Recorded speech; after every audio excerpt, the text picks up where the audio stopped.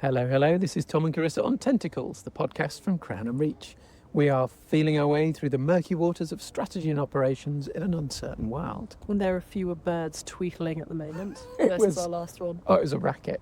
They were really going for it. They really had some strong thoughts and opinions to share with us. Maybe they disagreed with what we were saying. Oh, unfathomable. Let's see, maybe they'll start piping up today when we start talking about two-way door decisions. Oh, and piles of sand. And piles of sand. And I kind of want to open the batting by asking, is there ever such a thing as a two-way door decision? Because the world is different, 5 minutes from now. Oh, yeah. Well, that's it, isn't it? We did an episode all about path dependency and the old Heraclitus sort of quip that you can't step in the same river twice because it's not the same river and you're not the same person. Wow, okay, that went deep quickly. Didn't it? But I guess the idea behind a two-way door decision is, where does it come from? Management theory of the past? Famously it's from Jeff Bezos. Jeffrey Bezos. And he... because we should rewatch that. Oh, that was one of the few good things to come out of the year 2020. It was, but he famously didn't like people overthinking stuff that you could just undo if it didn't work. Right. So don't have this massive process around de-risking a decision if it's something that you can, like, hypothetically just roll back and have things be the same as they were before. Yeah. No harm done. Exactly, no harm done. And what we're going to talk about today is how sometimes harm done. I guess that's a kind of secondary question, isn't it? Like, I really want to know what you think. Like, is there such a thing as a two-way door? Well, so I think in theory, kind of no, because everything you do changes the world in some way, and the world is always changing. Right, and so doing the same thing over and over again, even if you do it and take it back, do it and take it back, you're changing, like, it's going to have different results over time. So in theory, no. In practice, yeah. Yeah, I think you can actually do a whole bunch of experiments and roll them back and not visibly or not meaningfully change the world because it's in a stable disposition. But I think, like, maybe I need to localise this more around... like the internal world of an organisation that's doing this, right? Because if you do something and roll it back, then that, the way that the team think about their work has changed, right? It's like, we did something, it didn't work, we've rolled it back. That's the thing that's happened now. Yeah. And maybe we do or we don't want to do that again based on how we feel about that having happened. Right? That's a really important point. Yeah, you do get that sort of internal scar tissue and narrative about, that doesn't work. We tried that here and it didn't work. Right, but does that just not always matter enough to worry about, I guess, is the question. That is the question, isn't it? And I suppose there's a usefulness to just saying, sometimes you want that action bias of just saying, look, treat it as a two-way door, it's okay, versus being able to say, well, hang on a minute, this is actually higher risk and we do need to be careful about that thing. It's a very rough cut, isn't it? But it's not treating everything the same. Right, I was just going to kind of say, I guess it comes down to having an element of common sense around, yes, some things are now different because we've done something, but also it may not be a big deal. Yeah. Anyway, I realise... we can't just sit around and not do anything, because that's a choice in itself. But I cut you off when you were talking about the external impact, right? So something about stable disposition. Oh, yeah. Well, I suppose you've got your business, but also your business's position in the market. What you're trying to do as a business is get to the point where you have a stable disposition, where you've got repeatable patterns which do generate money and value and all those sorts of abstractions. Often a business can survive for quite a long time because a disposition is stable, but it will reach a point eventually where the disposition is unstable and the patterns suddenly collapse. Right, where stuff that's worked over and over again suddenly stops working and people freak out. Yeah. People freak out. Or people think, wow, that's interesting. Yeah, and it's not a perfect mapping, but there's the example of the sand pile, and there's people who've done the maths on sand piles and use them as an example So of criticality. a literal pile of sand. A literal pile of sand. How big does it have to be? Well, that's the question. Oh, okay. I mean, one question, which is that it's got a name and I've forgotten it now, but there's a paradox, which is, well, when does some sand become a pile of sand? At what point does it become a pile? And then if you take one grain away, does it then not become a pile anymore? So that's not the thing. The real sand pile thing is imagine you're dropping one grain of sand at a time into a pile, and we've done this, haven't we?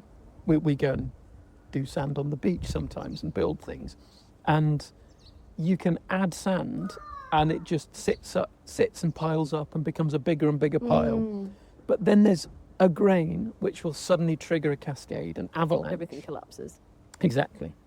But you can't predict which grain it is going to be that does it. Can you definitely not predict that? What if you have a really good predictive model with loads of maths in it? What then? I think you still can't predict it. It's too complex. That's going to ruffle some feathers, isn't it? Oh, I think so. But it's a little bit like the other metaphor that I quite like for this is those, we're still at the beach, but those penny arcade machines where you put your penny in and it goes and falls down, and then it's just like the penny waterfall. Yeah. And you can add quite a lot of pennies, a surprising number, without it cascading off. And I think that's a good metaphor for what organisations that do a lot of two-way door, in big inverted commas, style experiments are doing when they are like stacking up loads of experiments. You can keep doing them and it doesn't seem to be changing anything. This is particularly relevant at the moment because a lot of the big tech companies are doing enshitogenic experimentation. How do we take away stuff from the customers? How do we make the experience worse in ways that deliver more money for us? But we'll keep those. When we do an experiment that makes it worse for the customers, but we don't see an uptick in churn, we'll keep that and we'll pocket the extra cash by making it worse.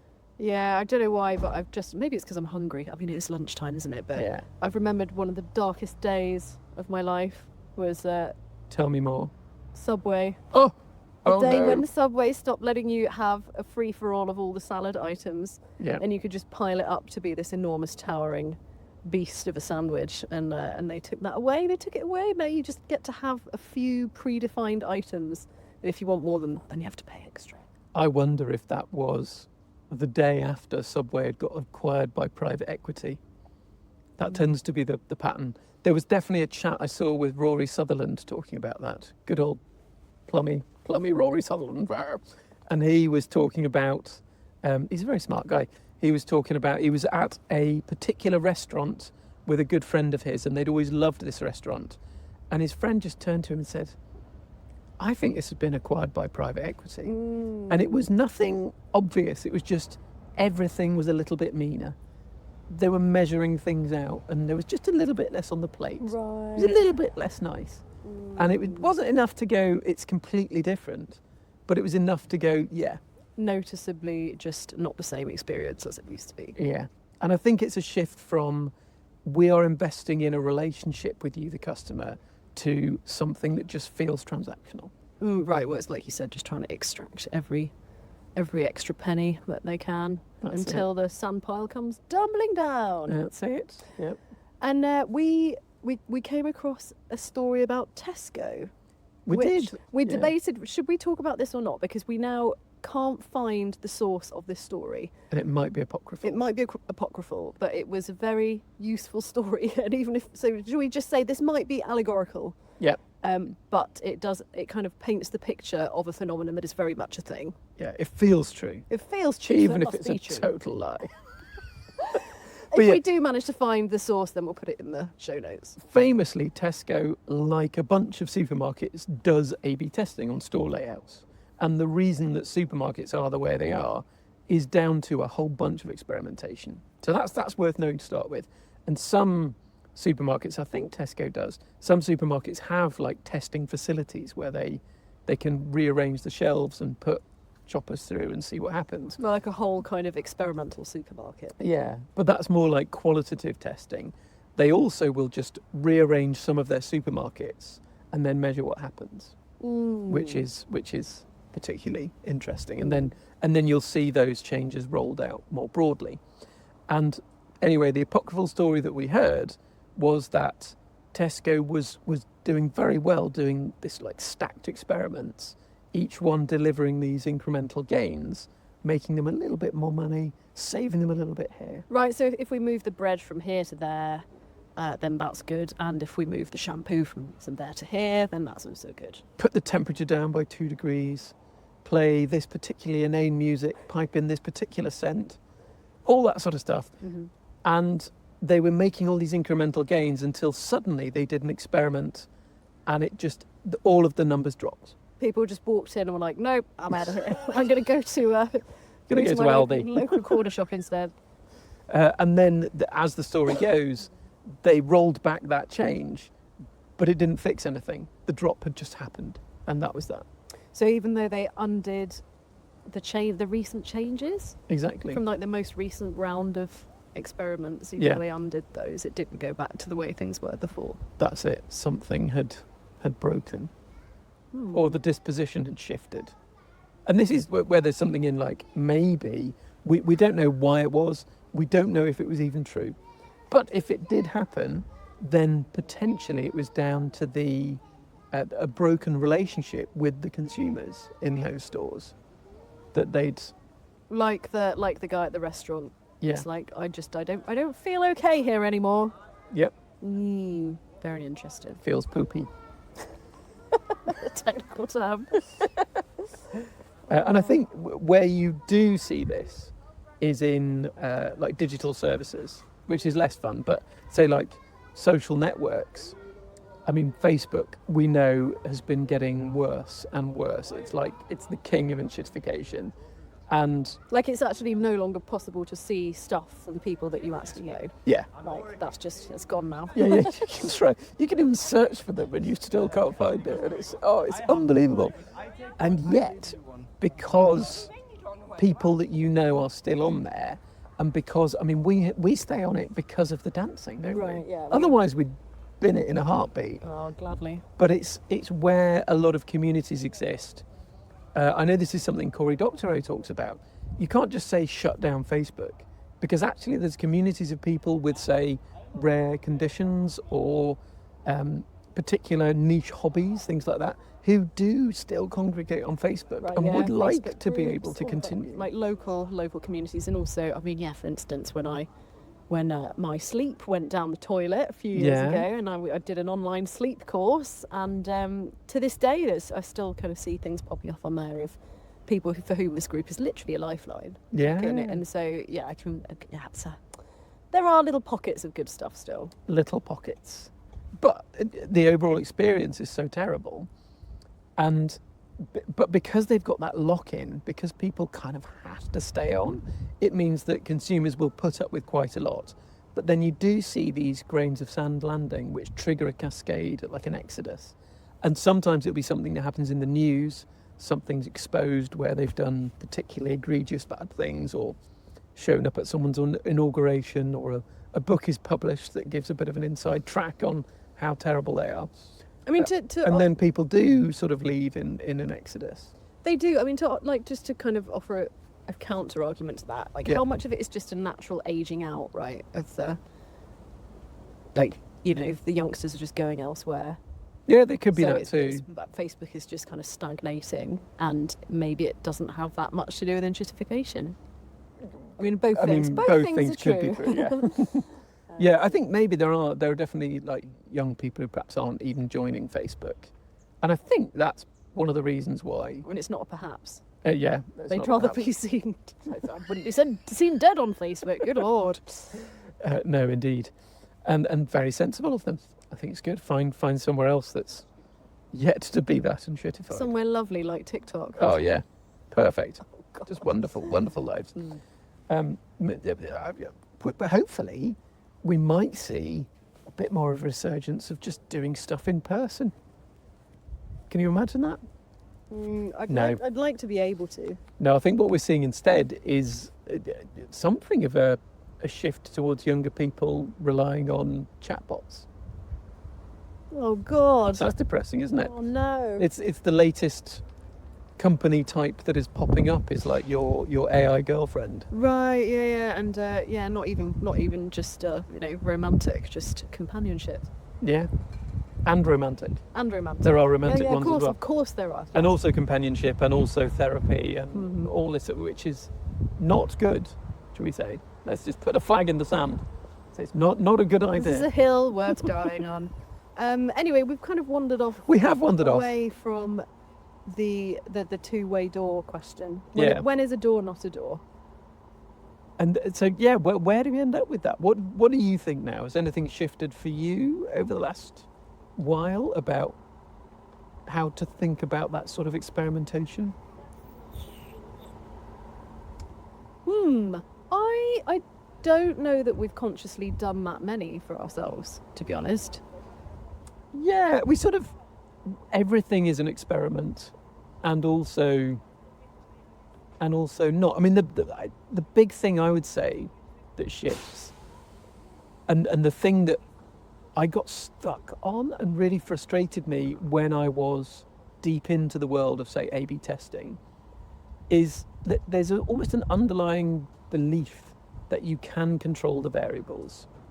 And something I used to say was, well, look, we're treating this business experiment, in big inverted commas, like we are in a controlled environment and we're dropping a single pebble into a ripple tank. Whereas actually what you're doing if you're in business is you're on a boat on a choppy sea in a storm and you're chucking handfuls of gravel over the side. You can't really measure those effects very cleanly. Yeah, I think that you kind of put your finger on it there. I think I've just kind of gone off the idea of formalised experimentation altogether. And what I think has shifted over the last year or two is maybe just a better understanding of how some decisions, like the consequences of it going wrong, are not worth stressing about. So, like, I mean, one of my particular foibles is just getting caught up in indecision about, should we do this? What if it goes wrong? Actually, most of the time, in our life, like, the consequences are not world-ending. Yeah. And so I found it easier to just kind of, get on with things even though we don't have all the answers, and just, it saves precious time, certainly saves some sanity. Yeah, you're good at prompting me in that way when I'm starting to panic about that sort of thing. Am I? Oh, that's good to know. But what if? And overthinking things. Have we switched personalities? Has someone done brain surgery on us when we were asleep? Shall we check? I think that's good. I think, I remember like a couple of years ago, we were talking about a kind of the fallacy of this idea of a North Star metric, as if you can just focus on one thing and try and change that and nothing else matters. And I think the arguments for that, I remember originally finding pretty persuasive. And I mean, there are times when it's still useful, but it's like this artificial, kind of forcing everything into like what you've just described. Let's pretend we can have everything just be perfectly bounded and predictable. Yeah, well, if you want to run classic A/B testing with whichever type of statistics you want, whether you're doing Bayesian inference or like classical statistics, significance testing, that sort of thing, you need to have a single success metric in order for the maths to math. But that doesn't mean it's real. Right, I think just that's means it. Yeah, like you sort need something for the maths to work, but also you can treat it. Don't plan your entire life around that metric, right? Yeah. But that's what businesses do, isn't it? Yeah. And so the interesting question is there a utility to that we are missing? Is it actually probably still a good idea?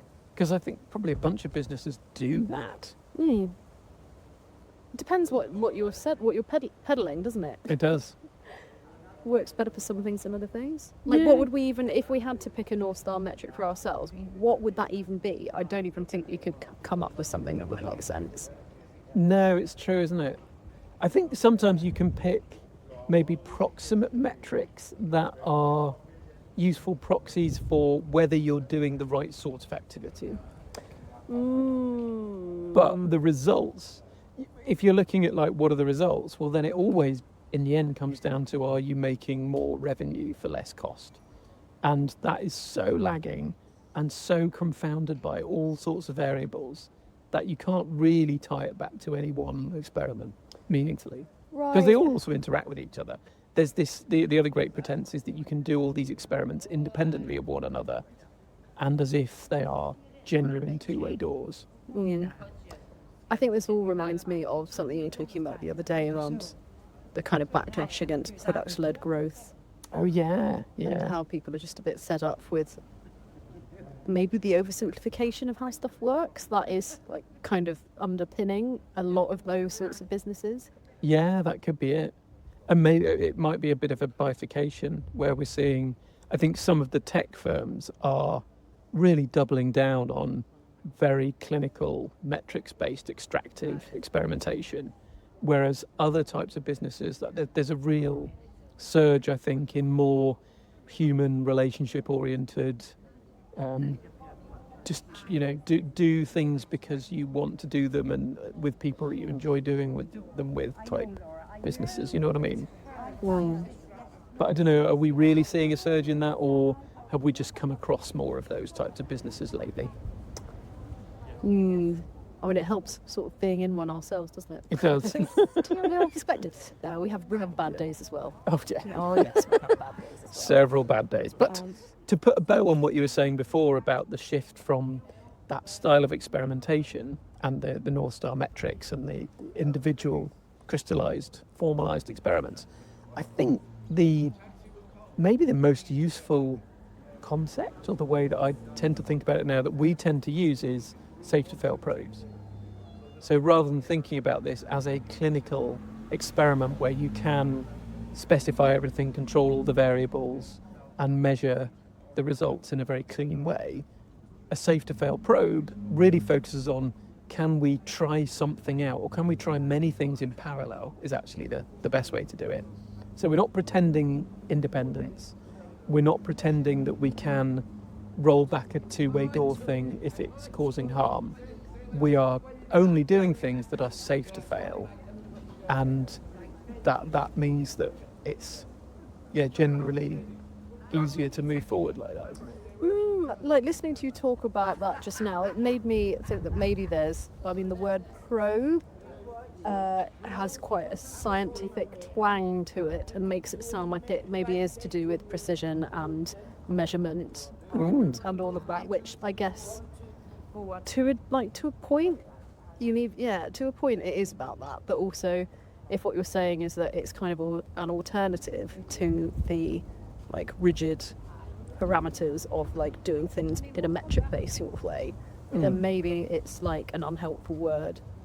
It might be an unhelpful word. I've certainly had a lot of people find that it brings kind of the idea of aliens probing you to mind, and particular area of the body type probe. Oh my goodness! I think that's on them more than it's on the word. But maybe then it's a safe to fail boop. A boop you on the nose. Well, that's definitely the other end of the spectrum in terms of precise language. Oh yeah, I don't know. I think the way that something's packaged up and branded does have an impact, doesn't it? Yeah.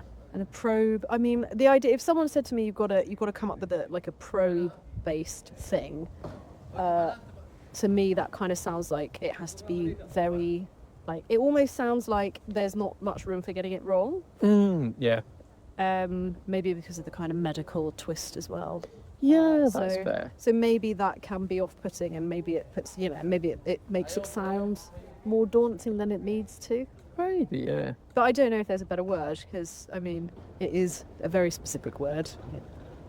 It is a very specific word. I think it was chosen, I think, within that world of Connevany stuff, to be a counterpoint to experiments, because I think this is what Dave Snowden had observed, was in most corporates, in big corporates, you are absolutely allowed to experiment as long as your experiment doesn't fail.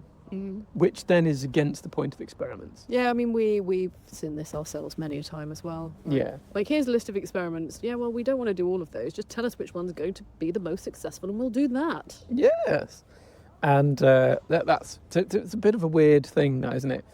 So by shifting it to probe, I've always thought that then you're saying, well, we're not actually, that there is no sense of success or failure here. We're just measuring.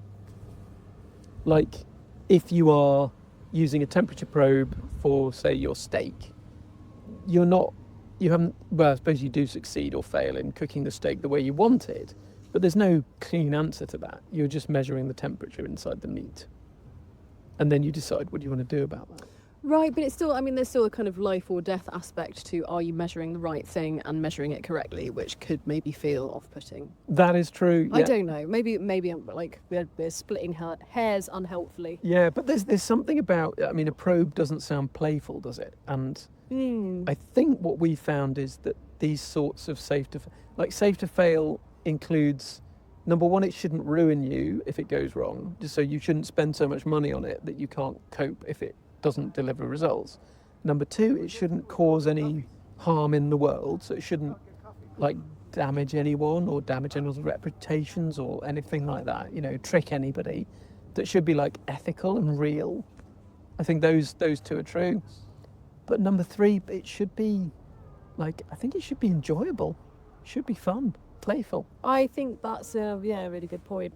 It should sound appealing to do, not sort of daunting, and like what you've just said, it should sound like playful. Yeah, you're going to learn something unexpected, and that's going to be a nice experience for you. Yeah. Not aliens putting things up your bum.